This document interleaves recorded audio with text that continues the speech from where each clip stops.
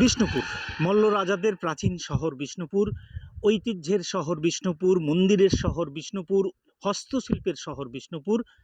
বিষ্ণুপুর পর্যটনের শহর, আর সেই পর্যটনের শহরকে একেবারে ব্রাত্য করা হয়েছে এমন দাবি তুলছেন তৃণমূল নেতৃত্ব।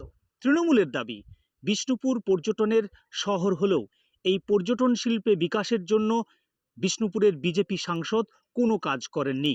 কোনো কেন্দ্রীয় প্রকল্পের টাকা বিষ্ণুপুরের পর্যটনের উন্নয়নের জন্য কাজে লাগাননি।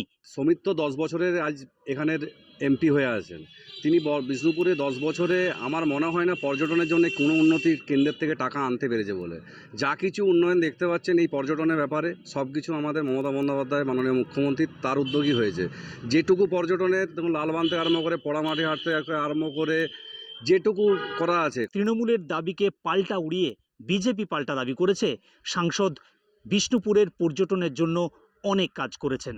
যে রেলপথগুলো তৈরি হচ্ছে, এদিকে মশাগ্রামের সঙ্গে যোগাযোগ, এদিকে কি বলে গারামবাগের সঙ্গে যোগাযোগ, এই যে রেলপথগুলো তৈরি হচ্ছে যার কাজ অনেকটা পর্যন্ত এগিয়ে গেছে, সেই কাজগুলো কি উন্নয়নের জন্য নয়? আজকে রেল লাইন হলে কি এখানকার পর্যটনের উন্নয়ন হবে না?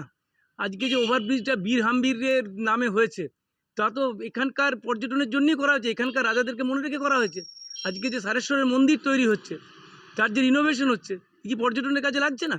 পর্যটনকে কেন্দ্র করে শাসক এবং বিরোধীর মধ্যে রাজনৈতিক তরজা অব্যাহত। তৃণমূলের দাবি কোনো কাজ করেননি সাংসদ, পাল্টা বিজেপির দাবি সাংসদ কাজ করেছে, তৃণমূল অনেক ক্ষেত্রে কাজ করতে দেয়নি। তরজা যেমন অব্যাহত, আর সামনে লোকসভা নির্বাচন। এখন দেখার বিষ্ণুপুর লোকসভার আসন কার দখলে যায়। আমার শহর বিষ্ণুপুর থেকে সর্ব গঙ্গোপাধ্যায়, কলকাতা টিভি।